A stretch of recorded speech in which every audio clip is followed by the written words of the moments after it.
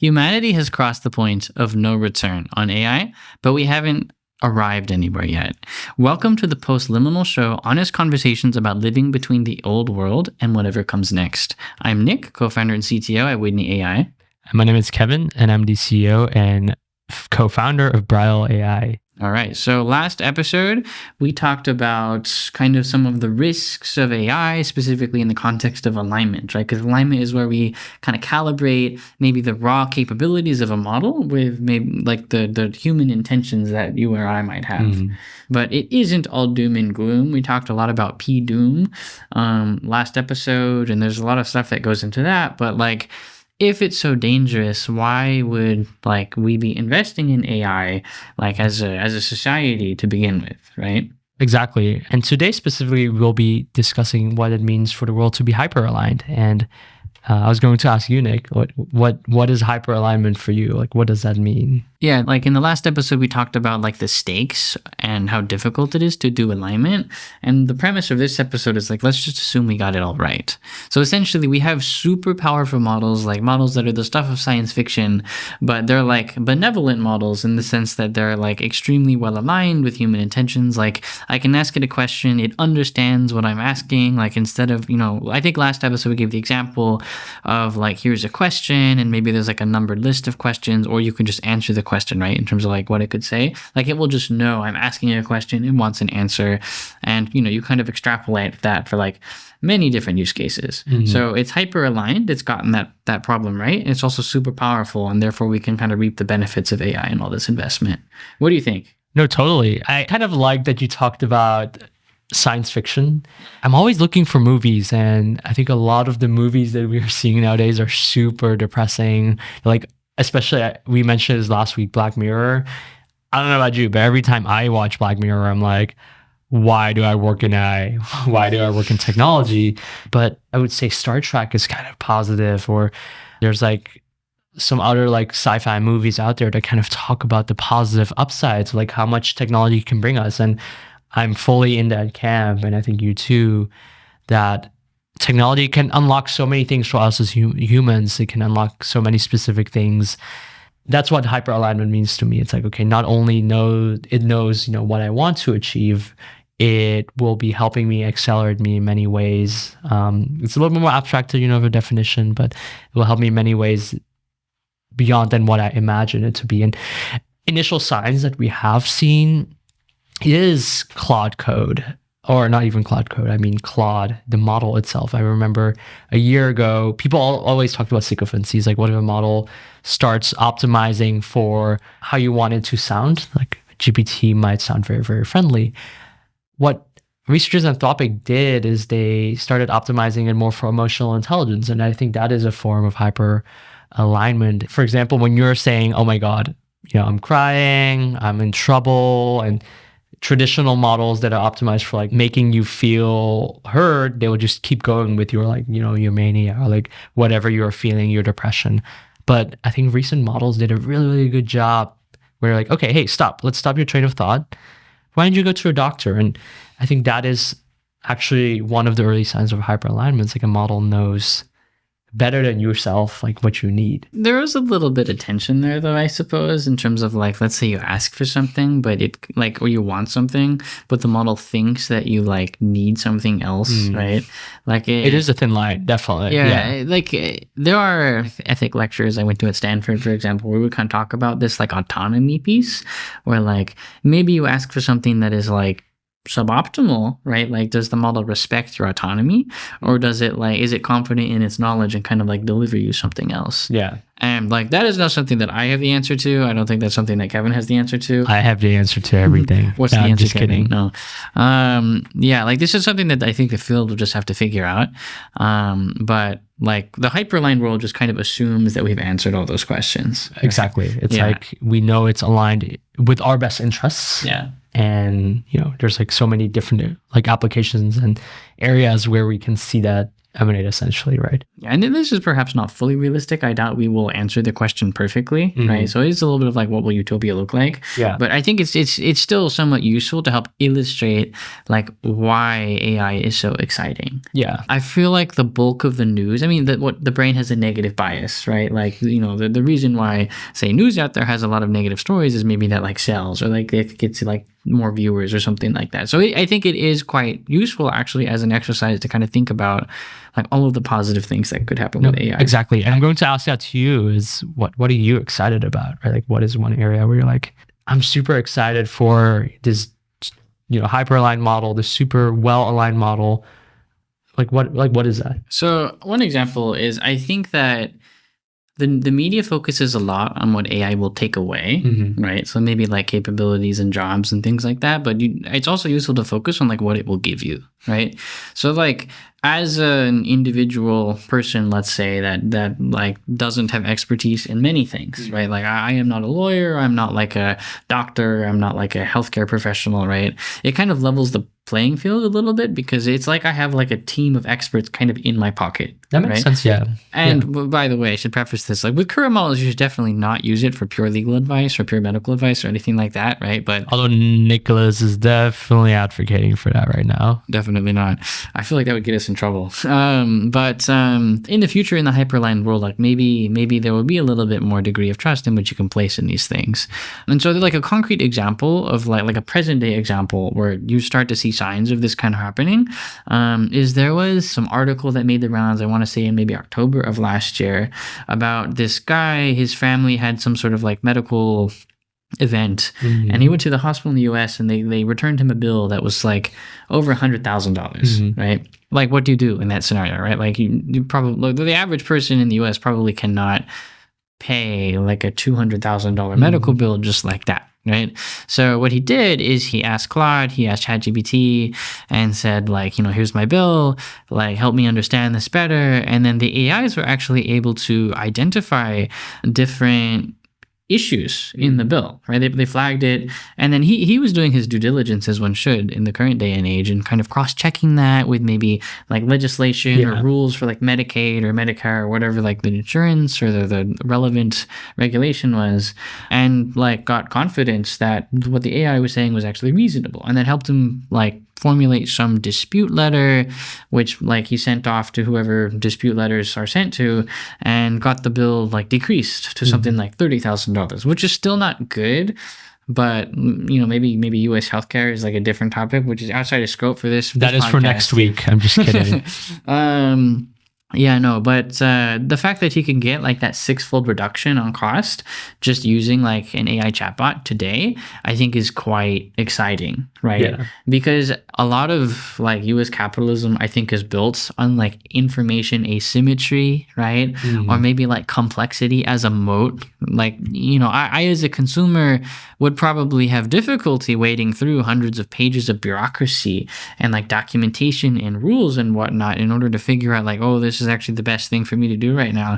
But AI can just go ahead and do that for me. And I think that's part of like leveling the playing field and like, you're kind of like raising the base ability of like the average person to kind of navigate that. And that's a huge unlock, I think, for the people. It totally makes sense. Yeah. And I think it's such a cool example that we are seeing more and more people kind of taking power in their own hands. In the legal space, as you mentioned, even the medication, like the medical space is okay, I know about this specific drug being treated for this specific use case. There is still some complexity, right? And assuming we do get to that hyperaligned world, like how do people understand that ability and how do they understand, oh, this is good? Because I think for a lot of people, it's also very scary, right? It's like, okay, I'm giving it away to a model. Sometimes it's wrong, sometimes it's good. I don't even know what its capabilities are. Like how do we enable that? I suppose this kind of goes back to how we define the hyperaligned world. Like maybe there's a present day question to that, and then there's like a hypothetical future question to that. Like if this is utopia and maybe we have like God in our pocket, right? But, maybe that's another rendition of like the hyperaligned world. Like one of the guys we asked yesterday about the P-Doom question kind of like likened P-Doom to like a religious event in terms of like, the kinds of implications that people kind of envision along with it. But today, I think it is like a bit harder of a question in the sense that like, how do you know which model to use, for example? How do you know what the strengths and weaknesses are? And so I am like a researcher and an engineer that like really likes poking at AI. And I was actually aware of that like anecdote I just gave you about somebody reducing cost. Yeah. And so I kind of asked myself the same question, like, how do I know that what that guy did was actually correct? Right. So I kind of did like a weekend like project and put together like a research study and synthesized an evaluation or a benchmark on identifying billing errors in like medical bills. Right. Yeah. And I just like tested it in a bunch of like state-of-the-art models, and I happened to find that Claude Opus was like 16% better than like the next leading model provider at detecting medical bills. So as for the current day and age, if you have a medical bill, you should use Claude Opus 4.6. But this is not an ad. I'm not paid by Anthropic. But most people can't do that. They can't like formulate a benchmark and do a principled study and like see this is actually the leading model and what I should use. And so that's kind of like part of the issue, I guess. Like evaluation is bottlenecked, I think, on a lot of things. Well, a bottleneck, I think, essentially to trust, right? Yeah. A lot of people are kind of scared of using these models in this hyperaligned world. What we're saying, what it means to be hyperaligned is not only these models know exactly what they can do, or they're exactly aligned with what we want them to do, but it's also understanding of limitations. Like, oh, maybe I'm not good at this specific aspect. Maybe I'm not good at handling medical bills. Maybe you should pick a different model. That I also see be part of the hyperaligned world, essentially. Yeah. The model needs to say when it doesn't know something, I suppose. And this is something that we're starting to see in the latest generation of models, but it's still not very like good, I would say, in this kind of situation. But I mean, we'll improve. So we will improve. They also did a study where they were evaluating humans to see how confident they are in their own answers, and humans are also not good at it. We just tend to be a lot more forgiving in regards to whether humans are overconfidently wrong, as Nick always is. I'm just very much kidding. Shifting gears a little bit, I think it's super cool. We talked about how do we allow individuals to stand up against bigger institutions, and what models essentially do are they level the playing field. Something else that we're also seeing is that these models are pushing us forward more as a society in many different areas. Like what? What areas? Climate change, for example. It's how do we create models that understand better, like, okay, where are these emissions coming from? Forecasting, like, how do we come up with better methods that can counteract this? I think there was like some like emissions tracking tool through which they're like, okay, we noticed that this specific area, if we forecast our emissions using these current status, like it's kind of like a world model. It's like, okay, are we able to track how much emissions we'll have with this current setting versus, what if we reduce what this is a world model? Essentially, what is a simulator? So different like a chatbot, it's like an actual model, like a simulator that's really realistic. As in like, if we use these materials, how much emissions can we expect? So you just mean like a simulation? A simulation, but like a really powerful simulation, right? It's like a model that understands fully how the world works, and therefore like everything that we change, how does it contribute to any downstream effect that we have, through which we can plan a lot of cool interventions. Like, okay, instead of using this material, what if we change it with another material? Also in the context of agriculture, I think there's a lot of like pesticides that we spray around. With precision agriculture, we're able to analyze crops a lot better, or we come up with better ways to space them out or structure it, through which we're able to use less of these pesticides, or we use less water resources to. I feel like optimization. I feel like it would help to kind of like step back and understand how AI is actually going to unlock like all of these verticals, because probably you're going to get at something like auto research. Exactly. Right? Yes. And I think that what should be said is that when it comes to scientific research, there's this scarcity of human time and attention. Like, look, I just mentioned the example about me kind of like putting together that paper and like seeing that Claude is like better at detecting errors in medical bills. Like, we don't have like, 1,000 of me just going out and building benchmarks, for example, right? It just so happened that I was interested in the problem because I saw that one anecdote, and then I built the study and then I ran it, right? And this is something that was a function of my time and attention, right?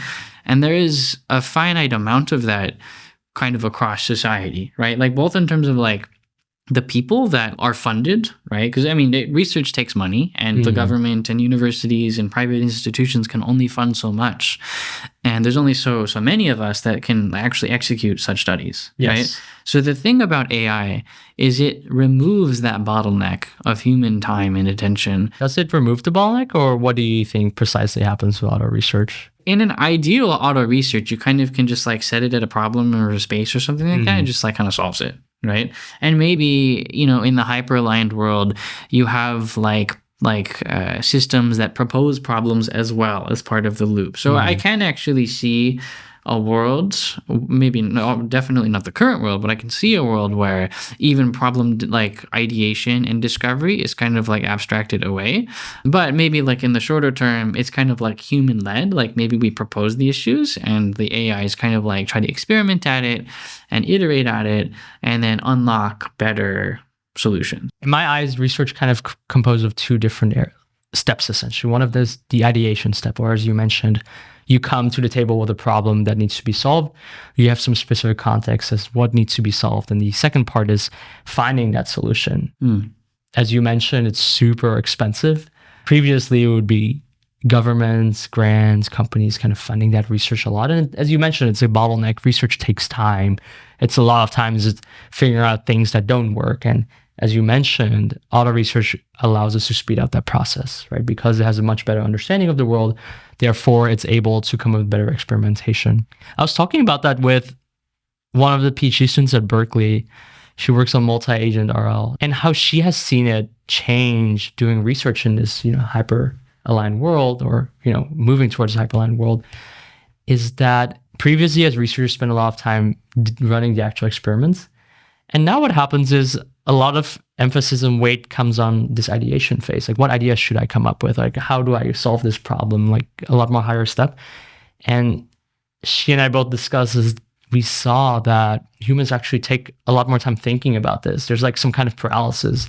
It's like, okay, do I try idea A, idea B, or idea C? Because there's so much more freedom and emphasis, right? It kind of creates some like paralysis there, which I find interesting. In the hyper-aligned world, why can't you just try all three at the same time? Right? Exactly. I think that's also one way of thinking about this, right? But what if they all take like a very different approach to the problem that you're solving? In the end of the day, running experiments also cost money too, right? I think that's also true. Something to think about. Yeah. And I think humans are just also very idealistic. They're like, oh, you know, I want to get it right the same. Or we're very picky too. But yeah, it still takes some time, essentially. How about this? Would it be an exaggeration? So kind of like as an extension of like auto research and like all the different places where it could be, is it an exaggeration to say that AI can cure cancer one day? What do you think? I think it is an exaggeration in the short and medium term. We talked about this a little bit last episode, I want to say. Like with code, it's very easy to improve because it can like try something in the code and like run it and kind of get the feedback and loop like that, right? So the agent or the AI is able to iterate and learn very rapidly. But when it comes to like the hard sciences, like something like curing diseases and like bio research and whatnot and medicine, like it's not really the case. Like we don't really have like some wonderful, all-inclusive, fully accurate solution of like the human body, you know, or the distribution of all human bodies that are out there. Yeah, it's very complex, right? There's so many complex systems that comprise of the human body, essentially. Yeah, exactly. And so because of that, it's really hard for AI to do the same type of iteration. But while maybe in the short and medium term, it would be, let's say, impossible for AI to cure cancer, I think that's saying that we're going to see an immense acceleration in such research that's maybe targeting curing cancer. Like that is where I think we will see the benefit. Because let's say I'm like a research lab that already focuses on cancer, right? Like I probably already have the infrastructure to run tests and whatnot and like you know, mice or however one conducts like, you know, cancer research. And, you know, I can iterate with the AI. Maybe there are some like rudimentary simulations, or maybe you can kind of like synthesize across more papers, or maybe it can find like new theories and stuff that like I wasn't even aware of as the researcher, right? Like it kind of helps upskill me as the researcher doing that stuff, which therefore makes my output product like higher quality. And I think that's essentially what you're saying is AI models will not completely automatically cure cancer. It will just make you faster as a researcher. Isn't that what you're saying? For now. Yeah, exactly. Yeah, exactly. I think that's quite exciting Yeah. because medicine, I want to say, is typically a pretty slow moving field. And so the fact that we're starting to see this acceleration factor, and it's a start because there's a lot of like, Well, I think bureaucracy in the way and so on and so forth. in medicine too, there is this problem about the funnel. There was this study about drug development. It's you have hundreds of candidates, then they go through clinical trials with animals, then clinical trials with the humans, then you start rolling it out, and there's only one or two drugs that end up surviving it. And as you mentioned before, we can't really speed up those regulatory / medical processes to improve it. But what I do definitely believe is that these AI models will become better and better at predicting and pruning which specific drugs they will be selecting as like a potential drug candidate, or we might be able to come up with better methods of, discovering these two, right? So we're speeding up all the auxiliary components to it. We're never going to speed up like the actual clinical trials themselves, right? So, well, yeah. or maybe like some smaller parts, like I think people need to select the right demographics and whatnot, everything around it, but we still are stuck with the scaffold for the right reasons. I mean, I think you're pointing out that like the scaffolding also kind of holds us back. Personally, I think that like if let's say all research is just accelerated, which is a tall claim to make, right? Like the reviewing mechanisms for that research will need to evolve alongside the research output itself. I want to say that this is already kind of happening with like top AI conferences and just like research conferences. Like probably, I did not look this statistic up in advance, but I would assume that like the output of research that's going to conferences like NeurIPS or something like that is probably increasing over time. Right. Yes. Because it's getting cheaper to do research, to ideate, to execute, to code. And so we'll probably see like a similar thing in these like drug candidates and whatnot in the test. So I would expect over the long horizon for the regulatory framework to kind of evolve and kind of go through some like adaptation for the increased outputs and the increased iteration and the increased need as well. How exactly they're going to land on that, like I do not know. And definitely like we have delays and a lot of scrutiny for good reason, right? Like we don't want to just like push out unapproved drugs and have like bad consequences happen. For right reasons, we still want to be able to be in control. And again, I mentioned trust again, but these frameworks are there for a reason. They're there because we want to have control over the quality output. We want to make sure that these drugs are safe. The review process, how much we like or not, some kind of barrier and proxy as to be able to rate high quality work. But in a way, there's also something happening is it just makes it a lot easier for people to start, doing research, or it also becomes a lot easier if you don't have a background in biology to start looking into like protein folding. So one of my students post-trained a model for protein binding sites. We gave them $500 of Tinker credit and they were able to train it, which previously would be unheard of, right? So that's another component too, is because we lower that barrier, a lot more people kind of start taking in hand their own problems that they're seeing. And therefore, as you mentioned, we need another scaffold, keeping quality intact as well as keeping up with that gigantic pace as which development. Like I think we briefly mentioned AlphaFold like last episode. Apparently like the AlphaFold protein database achieved in one release what would have taken hundreds of millions of years to solve experimentally. Wait, how did they come up with that number? I mean, I don't know how they calculated that, but my assumption it would be like at the rate at which they were being published up until now, and then like based off of the sheer volume of the database that they released in one go. I want to see that proof, but that's interesting though. Yeah, I mean that illustrates like just the crazy degree of acceleration that we're starting to see in certain fields, right? No, exactly. And that's why it makes it so exciting now is there's so many problems that we want to solve and AI is sitting exactly on top of it. It's like making it much easier for us to start solving these problems and pushing again the frontier of like humanity, right? And the other thing is, I think that this kind of unlocks things like personalized medicine as well, and personalized vaccines, or maybe given how expensive it was to like, design drugs or like, come up with a treatment plan in general, like maybe we have these kind of broad stroke solutions, but in a world where it's super cheap to like analyze, test, produce drugs and so on and so forth, like maybe we can start to do things like personalized vaccines. And that has a lot of implications on just like our health, right? Exactly. But also the entrepreneurial ecosystem around it. And you've heard these crazy stories. People have like this really, really rare disease. It's only a couple of people in the world who are able to benefit from it. Drug developers don't want to develop it. And when you start thinking about like, oh, becoming easier to do biological research or drug research with AI, therefore there needs to be a lot of like businesses around. It's like, okay, given any new drug that you want to develop, like where do I start manufacturing it? Where do I start developing it? And I think that's also like a bigger trend just beyond drug discovery. AI makes it easier for us to get personalized information or solve our personal problems. Education, for example.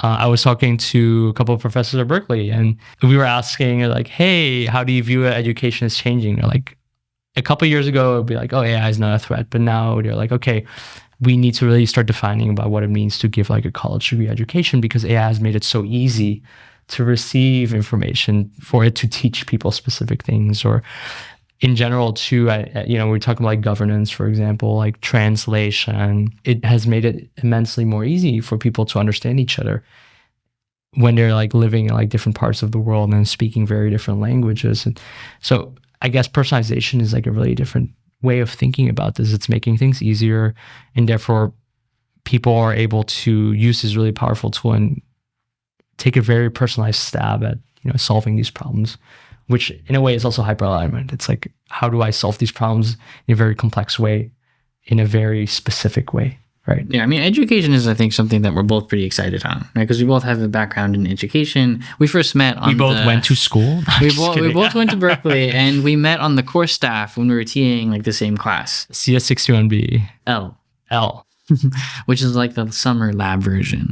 And the thing about education is that it also falls in that same category of removing the scarcity of human attention and time, right? Because like society can only afford to staff like so many educators, right? Yeah. Like, how many professors or lecturers are out there, right? And take the class size at Berkeley, right? Like when I was a freshman or sophomore at Berkeley, like there were classes that were 2,000 students large, right? Like exactly, which is, again, for a lot of people who went to private schools, they're like, whoa, my graduating class is 2,000. But the reality is... my university was not 2,000 at some of the really small places, right? Exactly. And I remember having a student come up to me. We have like a course forum.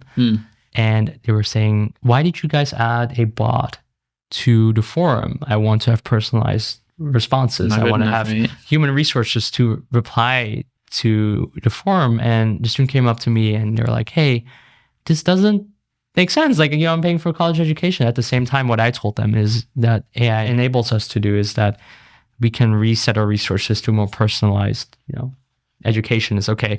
Because this ed bot will answer questions in a more personalized way, we also free up resources so we can actually help students with more office hours, for example. And that is what I did essentially in my course. And I saw a lot of positive results with that. It's like we're making time, and more intentionally, we are teaching people the things that we care about more, right? So so I think it's very powerful. Yeah, and I mean, in education research, right? Why don't you tell us about Bloom's 2 Sigma rule, for instance? What is Bloom's 2 Sigma rule? The idea behind the 2 Sigma rule is basically one-on-one tutoring with an expert using like mastery techniques.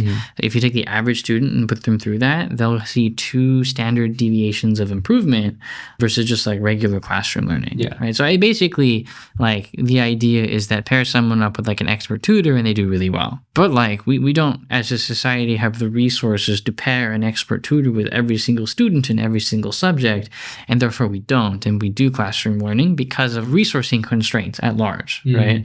And again, that's kind of falling in that bucket of scarcity of human attention and time. There are lots of problems with using modern day AI for like tutoring everyone at large, right? Because there's like, hallucinations, inaccuracy, and bias, and how do you agree on the curriculum and in the weird world that is today. But like, let's say that we abstract that all the way and we solve those questions, and we can have like a powerful tutor for every single person in every single subject. Then that means that you will get like a customized curriculum and learning plan for your unique learning style. And I think that will be a huge unlock on education. No, exactly. Maybe you have a physics background compared to someone who has a humanities background. Learning to code is definitely a lot easier because you have a more quantitative background, for example. Even too, in sports performance, it's making a personalized workout plan, or you're running for a marathon and you want to start ramping up to it. Even in like the creative space, I think it's really powerful. Maybe you've always wanted to play a specific music instrument. In the Hyperaligned world, I can see too that it will be able to train you better, and it will, in a way, allow you to focus on the more fun aspects of, music and creativity. It's, oh, you actually care about this specific song or expressing yourself. I think that's super powerful. Web design too is a really interesting thing. Is cloud design has made it much, much easier for people to create websites, to the point that my mom, she started a new restaurant. She's like, hey, can you make a website? I'm like, hey, why don't you give it a stab using, cloud design? And she doesn't have like a really strong digital background, but allowing her to do that, allowing her creativity to unleash was pretty powerful to see. We make it easier for people to do things they never imagined they could, which I think is really beautiful. Yeah, definitely. So do you want to end with like a call to action on like what this means? Yes, let's do it. Yeah. Go for it.